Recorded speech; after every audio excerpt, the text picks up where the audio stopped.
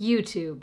It's a place where you can go and make videos. A place where you're going to pick which hat you're going to wear, which theme you're going to embody, which part of yourself you're going to share. So which hat should I wear today?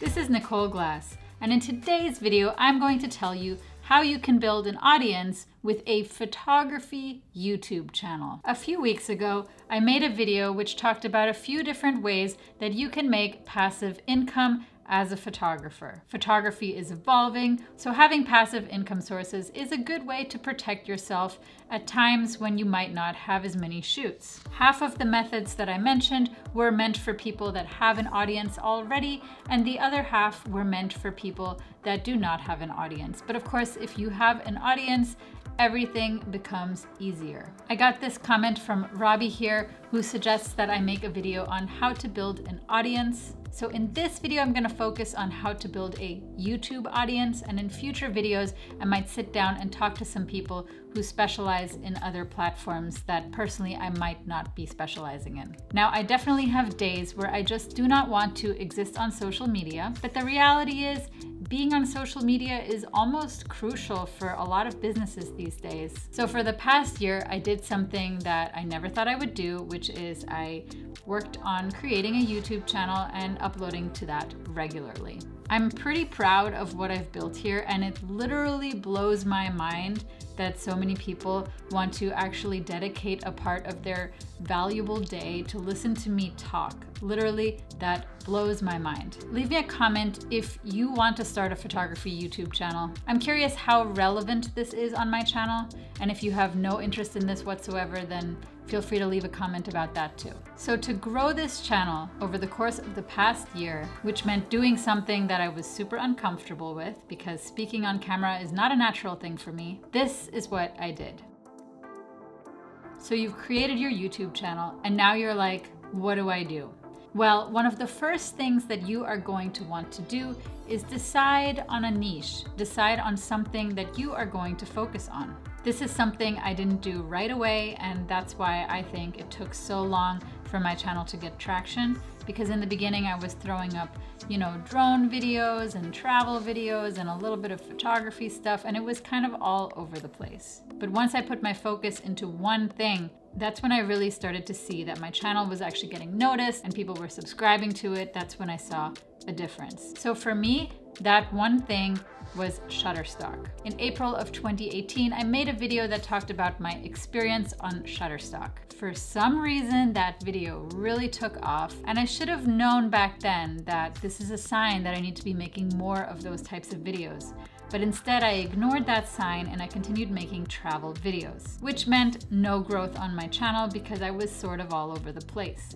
Then, 6 months later, when I did decide, oh, you know what? Let me make a second Shutterstock video. That's when that video took off. And I realized, wait a minute, people are really interested in this. Let me listen to what people are interested in. And I continued making a series of videos about my experience on Shutterstock, and that's how most of you discovered my channel. Now, if you want to start a photography YouTube channel, you might not really know what that one thing is yet. So while you're uploading your variety of photography videos, just keep an eye on your analytics and see which ones are performing best. Then what you're going to want to do is create more videos related to the ones that are doing really well. Those videos are then going to start recommending each other. People are going to start discovering your channel, and that's all because you specialized in something. Now, different photography channels have different niches. One YouTuber that I know makes awesome videos about the Canon M50 camera,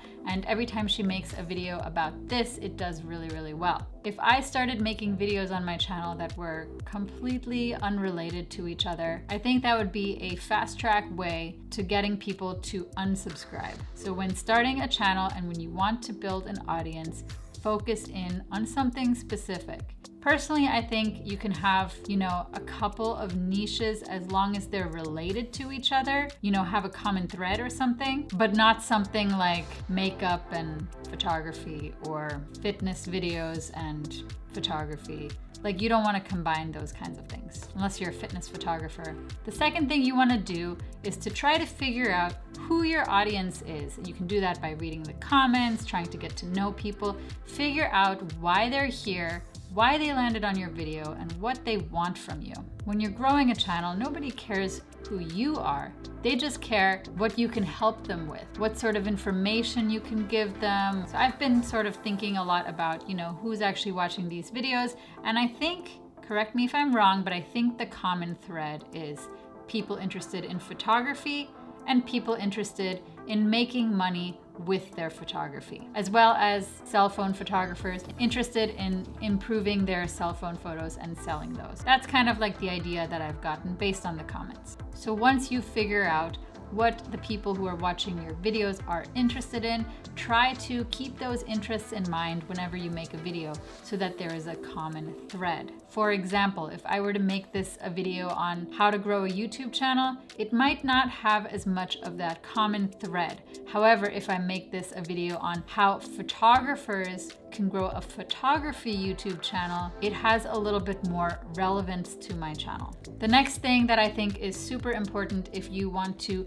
grow an audience with your YouTube channel is to practice what you preach. I've noticed that there are a lot of channels out there that are just not genuine. They're just putting out information, but they're not exactly living what they advise people to do. What do I mean by that? For example, people that tell you how to be successful in XYZ without actually being successful in that themselves. There's also people that will recommend camera gear that they've never used or recommend products that they don't believe in.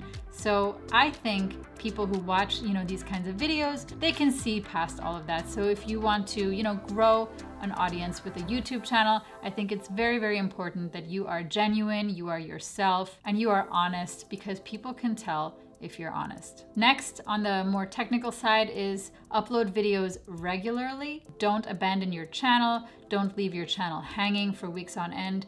Make sure you find a schedule that works for you and stick to that schedule. Right now, I am posting twice a week. I have committed myself to 1 video a week, but I usually get 2 videos a week done, but my bare minimum is 1. I can definitely always stick to that. If you abandon your channel and you stop posting and then come back to it, that actually hurts your channel. Supposedly it affects the whole algorithm. It also causes your subscribers to lose interest. So if you want to create a photography channel, make sure you regularly upload. Don't just upload, 10 videos in 1 week and then stop uploading completely. That is a bad strategy. That is no strategy. Next, and there's plenty of channels that go into depth about this, you definitely want to spend a lot of time researching titles, keywords, and creating great thumbnails. Sometimes that means making some pretty cheesy thumbnails. Not gonna lie, some of my thumbnails are a little bit cheesy, but you wanna have people stop scrolling and actually click on your thumbnails. So use your art as a photographer to create something appealing, something that people will click on. In terms of titles and keywords, what I meant by keywords is not the actual keywords in the video, but I'm talking about researching keywords that people are searching for and then creating titles around those keywords. There are 2 tools I use to do my keyword research, and that is TubeBuddy, which is free but also has a premium version, as well as Keywords Everywhere, which is a free tool that allows you to basically see how many times a keyword is being searched every month. So you want to use tools like TubeBuddy, or there's another one called vidIQ. I don't personally use that one. You want to use tools like these to kind of help you find out where you have a chance in having your videos being discovered. It's kind of like the same thing as stock photography. You want to submit photos that are not super saturated, that have a chance of being discovered, and that have a chance of rising to the first page of search results. Just like in stock photography, you want to create YouTube videos that have a chance of being discovered in topics that are not too saturated and have a chance of rising to the top of the YouTube search results. You can see the overlap there, right? And the next point is to show who you are. It's scary to sit down all by yourself and talk to a camera and show who you are and put it out there on the internet for the entire world to judge you. And you do get judged. For some people, it comes naturally.